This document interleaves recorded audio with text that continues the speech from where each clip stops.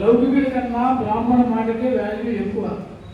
వీడు ఏదో చెప్తున్నాడు మనం విన్నట్లయితే వీడి వెనకాల మనం ప్రయాణం చేసినట్లయితే కనుక బ్రాహ్మణుడైనటువంటి వాడు మోసం చేయడు, వీడిని నమ్ముకుంటే ఎప్పటికైనా వీడు మనకి ఏదో ఒకటి చేస్తాడు అని చెప్పి మనకి కూడా ఆ గౌరవాన్ని అందులో కూడా ఇస్తున్నారు కాలమాన పరిస్థితి.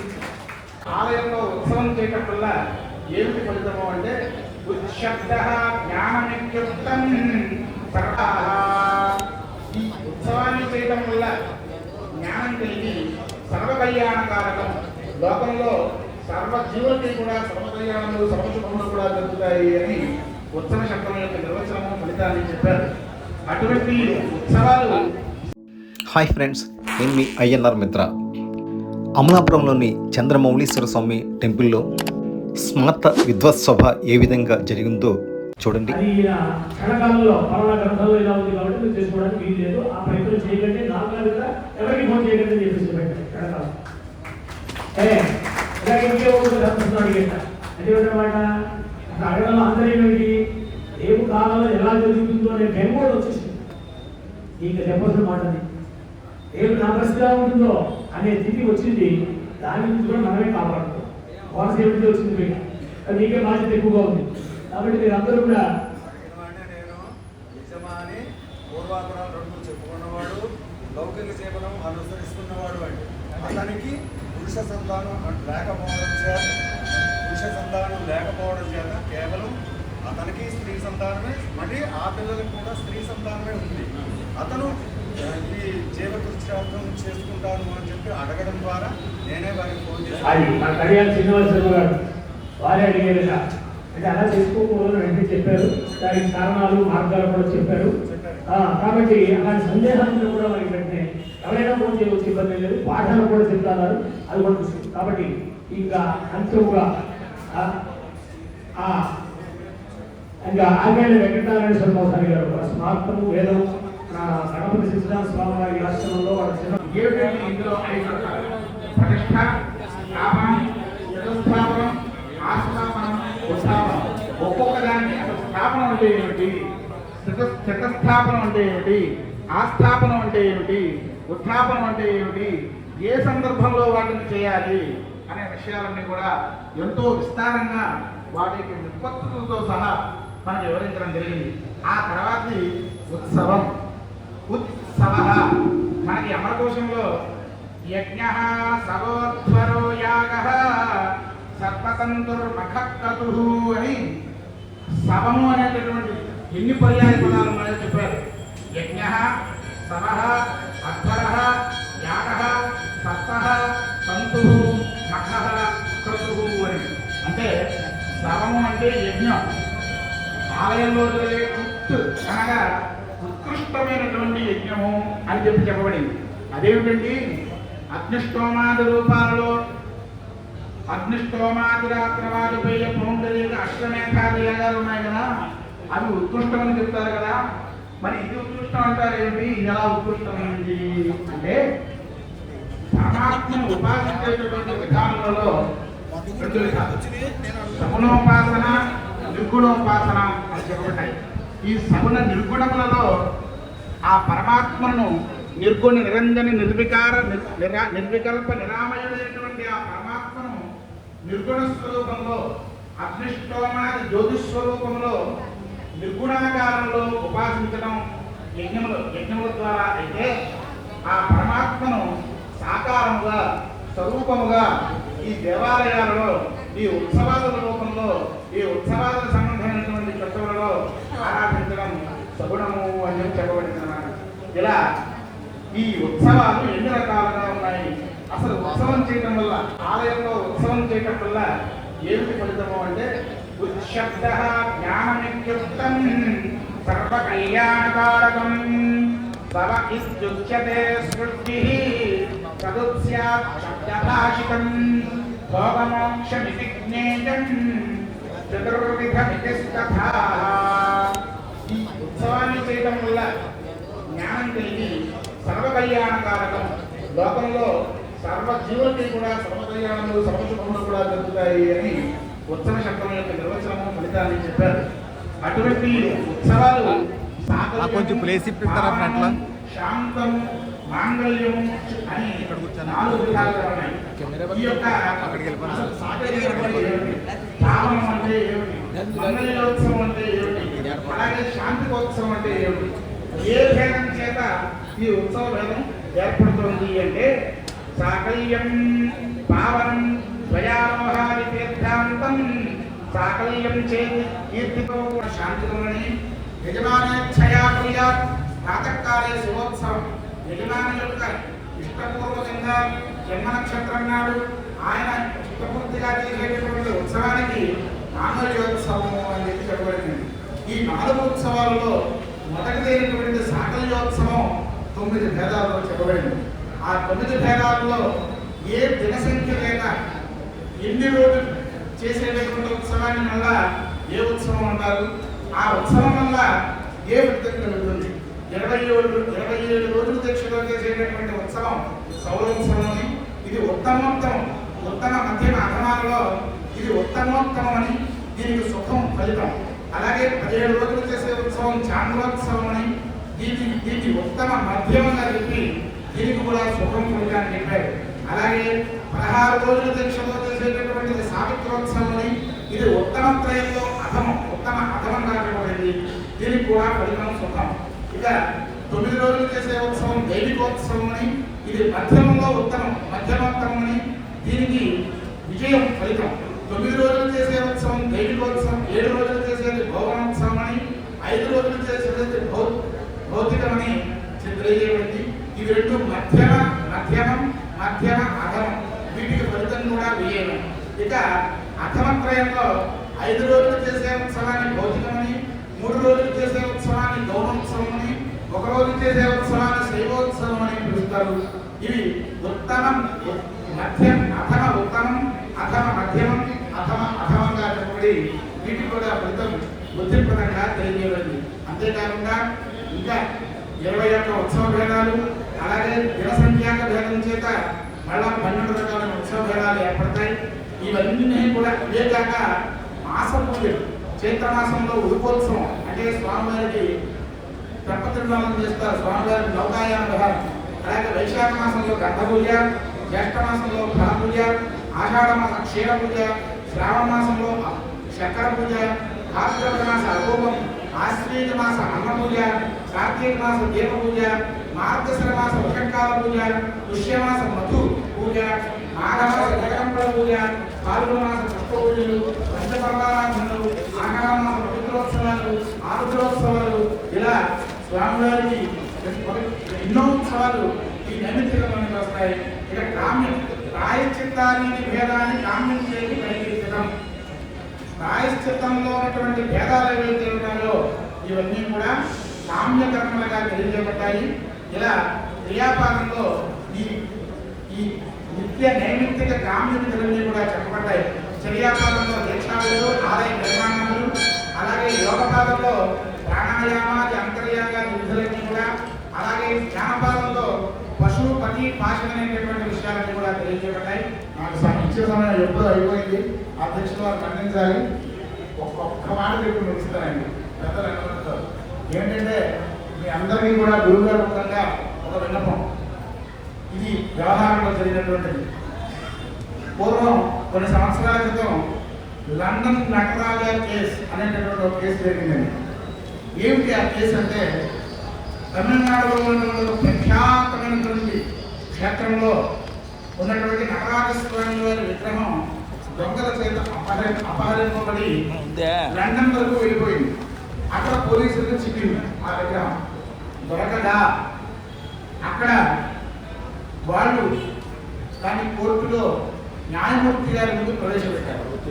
న్యాయమూర్తి గారు ఇది ఎక్కడ అంటే మన భారతదేశ ప్రభుత్వం క్లెయిమ్ చేసింది ఈ విగ్రహం మాది.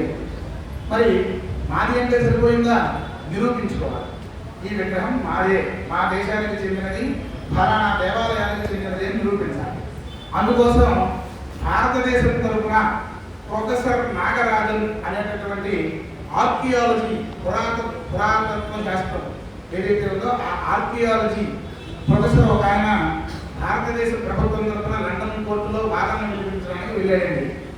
ఆయన వాదనలు వినిపించడానికి వెళ్ళగా న్యాయమూర్తిగా ఎన్నో ప్రశ్నలు వేశారో చెప్పారు. లాస్ట్గా న్యాయమూర్తి ఒక ప్రశ్న వేశారు.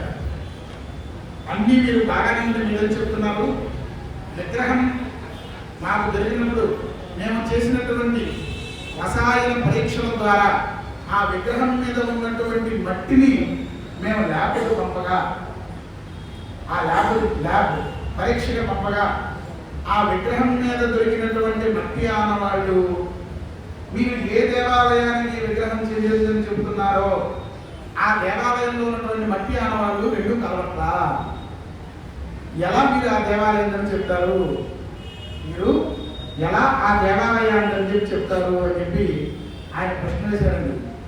లాస్ట్ క్వశ్చన్, చాలా చివరి ప్రశ్న. ఆల్మోస్ట్ ఆ కేసుని ఓడిపోతారని చెప్పి అనుకున్నారన్నమాట అందరూ కూడా. చాలా లాస్ట్ క్వశ్చన్, నేను చెప్పడానికి ఏం లేదు, ఏం చెప్తారు దానికి సమాధానం. ఆయన ఎంతో భయపడిపోయాక అయిపోయింది, మనం ఇంకా ఈ కేసుని ఓడిపోతాం అని అనుకున్న టైంలో ఆ పరమేశ్వరుడు, ఆ మహావిష్ణువు దీనికి కూడా వైఖానసాగమానికి కూడా సంబంధించినటువంటి అంశం ఏమిటంటే ఆయన 2 ఆగమాలను కోట్ చేశాడండి. ఆయనకి ఆగమం 2 ఆగమాలుగా పట్టుకున్నటువంటి వాడు కావున ఈశాన గురుదేవ పద్ధతి అనేటటువంటి ఒక పద్ధతిలో ఉన్న విషయము, అలాగే భృగు మరీచ్యగ్ని కశ్యపేభ్యో నమః అని వైఖానసాగమాన్ని ముఖ్యంగా చెప్పినటువంటి 4 ఋషులలో మరీచి రావాల్సి ఉంది. పురోహితుడు అంటే మహత్వం ఉంటే ఏమైనా విద్వాంసం చెప్పాలి. వాడు ఇలా ముఖ్యమైన మనమంటే వెంటనే వాడికి గోధరుడు చెప్పాలి. ఆ తర్వాత నిర్ణయం చేయాలి, చేసే కర్మేందుకు తెలియాలి, అది చక్కగా సంతృష్టిగా చేయించాలి, భద్రంగా వాడికి సుఖాన్ని కలిగించాలి. అంత బాధ్యతలు మేము చెప్పండి. అక్కడి నుంచి వస్తే ఆయన చెప్పినంతా మీరు సబ్జెక్ట్ తీసుకున్నారు కదా. యువతకు వస్తే ఈ మొత్తం స్వార్థం చెప్పి ఇవన్నీ చూస్తే మొత్తం అమరావతి అయ్యి ఏ దానికి వస్తే సరైన సంవత్సరం వల్ల ఉంది నాన్నగారు చూపించే ఇగో ఏం చూస్తే కిందకి ఆగమాలు ఇంతగా బాధ చెప్పిన దాంట్లో ఎన్ని విషయం ఉన్నాయండి. ఆగమం అంటే ఒక ఆలయం కట్టాలి అంటే భూమి పూజ ప్రథమేష్టకోపధానం అన్నది చూడండి. ఒక మాటలో అసలు మాటలు ఉంటుంది ఎట్లా వచ్చింది. అసలు ప్రథమేష్టకోపధానం ఎక్కడిది ఆగమంలోది కాదు, ఏదో మన పేరులో వెళ్ళిపోవాలి కాబట్టి అక్కడ ప్రథమేష్టకోపధీయమాన అక్కడ చెప్తాం కదా.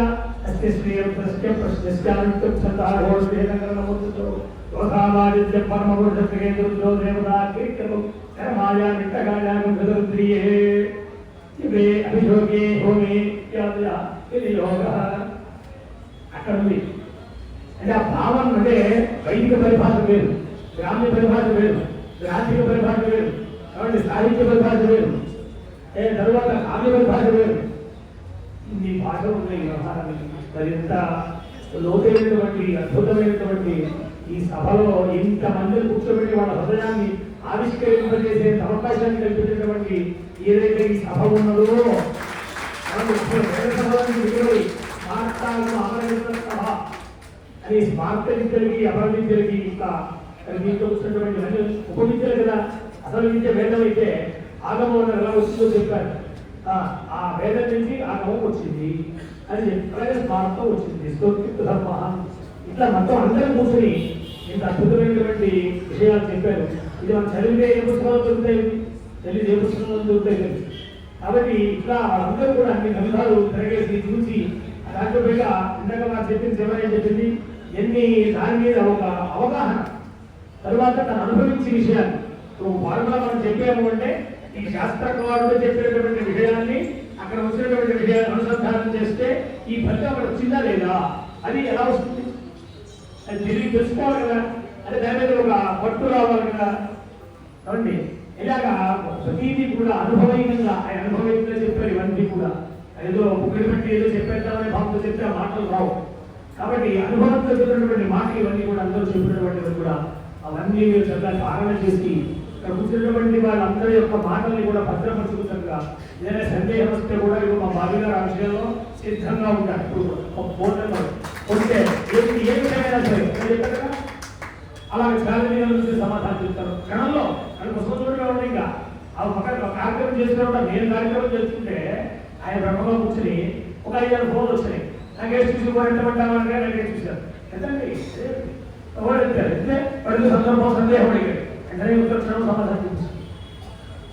ఫోన్ కట్టేసి కూర్చోడానికి అలవాటు కార్యక్రమాలు అంటే నీకు ఎంతో మంది నేను చెప్తే కూడా నువ్వు ఫోన్ కట్టద్దు పెట్టి కూర్చుంటాయి. నేను ఒక్కడే కాదు నీకు 1000 మంది ఉంటా ఏదో సందేహాలు సందర్భాలు ఉంటుంటాయి, అవసరాలు ఉంటుంటాయి, నేను అందరికీ కావాలి అటు కూర్చొని పెట్టుకుని హాయిగా నేను కూర్చోవడం చాలా ఉంటుంది. అట్లా తగ్గేసి అలాగా ఎవరిని చూసినా కూడా ఎంత అనుభవం చేసేటటువంటి మాటలు అన్నీ కూడా మీరు భద్రపరచుకోవాలనుకుంటూ ఆఖరిగా మధురైన సమాపయ్యే భోజనం అంతా అయిపోయిన తర్వాత కొంచెం పాయసం అయితే టీవీ తీసుకుంటే కానీ భోజనం పూర్తాం. కాబట్టి మనలో ఒకరై అందరూ ఇప్పుడు ప్రధానంగా మనందరం కూడా మన ఉద్యోగ ధర్మాలు ఉంటుంటే వాడు కొంచెం దాని ఆలోచనని అవతల కూడా పెట్టి సమాజాన్ని ఎట్లా మనం బాగు చేసుకోవాలనే విషయంలో మనందరూ ఒకరుగా రాజకీయ వ్యవహారంలో కూడా దిగి నిన్న వాడు చేసినటువంటి ప్రసంగం నిన్న ఇవ్వడం అని ఆ సందర్భంలో సాకులు జరిగినటువంటి దినాలు కాలంలో వస్తుంటే ఆ చెప్పిన మాటలు వాడు ఉద్రిక్త ఆ ప్రపంచీకరణ ఆలోచన ఎందుకు మనం దీంట్లోకి రావాలి, ఎందుకు వచ్చాము, ఇలా అవసరాలు ఏంటి మనకి అక్కడ గురించి జమా చేసుకుంటున్నాం తప్ప మనకి ఏదైనా అవసరం వస్తే ఏం చేయాలో తెలియదు. ఇతర జాతుల వాళ్ళు అనేకమైనటువంటి ఉపకారాలు పొందుతున్నారు ప్రభుత్వం నుంచి.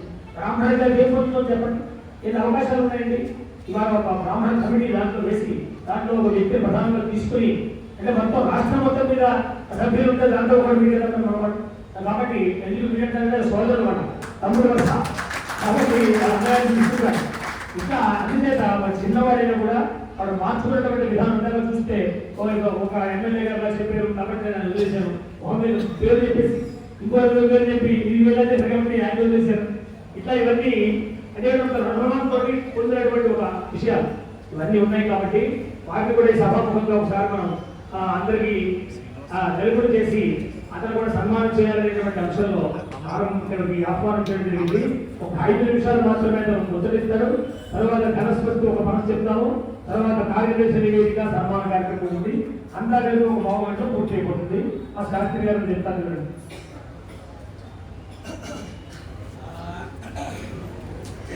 శ్రీభూయత శ్రీహరి చిహ్నితాభ్యాం అగస్త్యరేకాదిభిర్జితాభ్యాం నిగూఢబీజాక్షరముద్రితాభ్యాం నమో నమః సద్గురుపాదుకాభ్యాం కామకోటిమహాపీఠకామాక్షి భూతమూర్తయే చంద్రశేఖరరూపాయ భక్తతీర్థాయ తే నమః.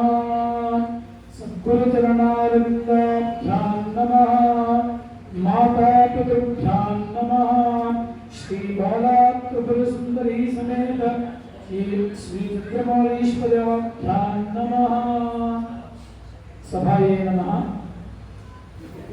మన అమలాపురం కోనసీమ వేదశాస్త్ర సన్మాన సభ అధ్యక్షత వహించినటువంటి బ్రహ్మశ్రీ వేదమూర్తులైన ఈమని వేంకట రామచంద్ర స్వామి ఘనపాటి గారికి, అలాగే సభాసభ్యులైనటువంటి పెద్దలు స్మార్త, ఆగమ, వైఖానస, వాస్తు, అపర ఇత్యాది అలంకారమైనటువంటి పెద్దలందరికీ కూడా సభాసభ్యులకి నమస్కారాలు తెలుపుకుంటూ, అలాగే ఈ స్మార్త విద్యుత్ మహాసభకి ఇచ్చేసినటువంటి పండితులందరికీ కూడా నమస్కారాలు తెలుపుకుంటూ, ఈరోజు మన అమలాపురం కోనసీమ వేదశాస్త్ర సన్మాన సభ ఈ కార్యక్రమంలో ఒక పార్టీ నుండి నాకు ఒక పదవి వచ్చిన సందర్భంగా నన్ను ఇక్కడికి పిలవడం జరిగింది. పెద్దలు అనేక విషయాలన్నీ కూడా ఇందాక నుంచి కూడా చెప్తూ ఉన్నారు. అయితే ముందుగా మన రాజమండ్రి నుంచి వచ్చినటువంటి వారు మన భాగవత నరసింహ శాస్త్రి గారు, నారాయణ శాస్త్రి గారు, బాబీ గారు, నాదొక చిన్న విన్నపం. ముందుగా ఆయనకి కాలమాన పరిస్థితుల రీత్యా అనేక సందర్భాల్లో అనేక కుటుంబాలు తరతరాలుగా వంశపారంపర్యంగా ఇంటి పేర్లు పెట్టుకుని మొన్నటి వరకు కూడా వీళ్ళు మా వాళ్ళే అని ఎవరైనా బెదిరించినట్లయితే కనుక ఆ ఆశ్రయం అనేటువంటి పట్టణం జరుగుతుంది. అయితే కాలమాన పరిస్థితుల రీత్యా కావచ్చు, మరి కాలం మారిపోయింది, కాలంతో పాటు మేము కూడా మారిపోతున్నాము. ఆశ్రయం పట్టడం వలన మేము తిరిగే కార్యక్రమాలకి మాకు ఆటంకం కలుగుతుంది ఈ ఆటంకం కలగడం వల్ల మాకు రూపాయి పోతుంది, ముహూర్తాలు ఉంటున్నాయి, ఈ ముహూర్తాల్లో మా రూపాయి పోతుంది కాబట్టి మాకు వారికి సంబంధం లేదు అనేటువంటి విధానాన్ని తన మీదకి తీసుకొస్తున్నారు.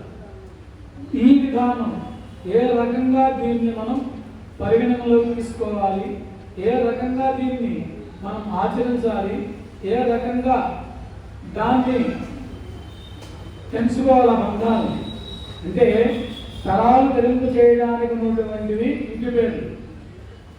అయితే ఈ తరాలని ఎంతవరకు తెలుసుకోవాలి, ఆ తెలుసుకునే ప్రక్రియ ఏమిటి, తెలుసుకునే విధానం ఏమిటి అనేటువంటిది పెద్దలు నారాయణ శాస్త్రి గారిని విన్నవించుకుంటున్నా. దీన్ని సభాముఖం కూడా చేయవలసారి విన్నవించుకుంటున్నాను. అలాగే సరే ఈ ప్రభుత్వంలో వద్దాము. నా పేరు మా సోదరుడైనటువంటి రమణ స్వామి గారు చెప్పున్నారు. నేను చిన్ననాటి నుండి కూడా ఎవరు ఏ కష్టంలో ఉన్నా కానీ వాడు మన అనుకునే వ్యక్తిగానే భావించి వారికి సహాయ సహకారాలు అందించడం నాకు అలవాటు. ఈ అలవాటుని ఒక రాజకీయ కోణంగా అనేటువంటిది ఏదో ఒకటి వీడు నలుగురిలోకి తిరగలవాడు కాబట్టి రాజకీయ నాయకులు నా ఇంటి చుట్టూ చేరి నా దానికి ప్రచారం చేయి, నా జెండాకు ప్రచారం చేయని చెప్పి అందరూ తిరిగేవాడు. అయితే మనం చదువుకున్న వృత్తి వేగం, తిరిగే వృత్తి స్మార్థం. అయితే లౌకికుడికి మనకి తేడా ఏమిటి అంటే 2 మాటలు మనం ఎక్కువ చెప్పగలం, 2 మాటలు వాడు చెప్పలేదు. అందులోనూ ఒక విభూతి పెట్టుకుని, ఒక బొట్టు పెట్టుకుని బ్రాహ్మడు అందరు కుటుంబాల్లోకి వచ్చి అర్జిస్తున్నాడు అంటే లౌకికుడి కన్నా బ్రాహ్మణ మాటకే వాల్యూ ఎక్కువ. వీడు ఏదో చెప్తున్నాడు మనం విన్నట్లయితే వీడి వెనకాల మనం ప్రయాణం చేసినట్లయితే కనుక బ్రాహ్మణుడైనటువంటి వాడు మోసం చేయడు, వీడిని నమ్ముకుంటే ఎప్పటికైనా వీడు మనకి ఏదో ఒకటి చేస్తాడు అని చెప్పి మనకి కూడా ఆ గౌరవాన్ని అందులో కూడా ఇస్తున్నారు కాలం. ఈ వీడియోను పూర్తిగా చూసినందుకు అందరికీ ధన్యవాదములు. నా ఛానల్ను సబ్స్క్రైబ్ చేసుకుని చూడండి, లైక్ చేయండి.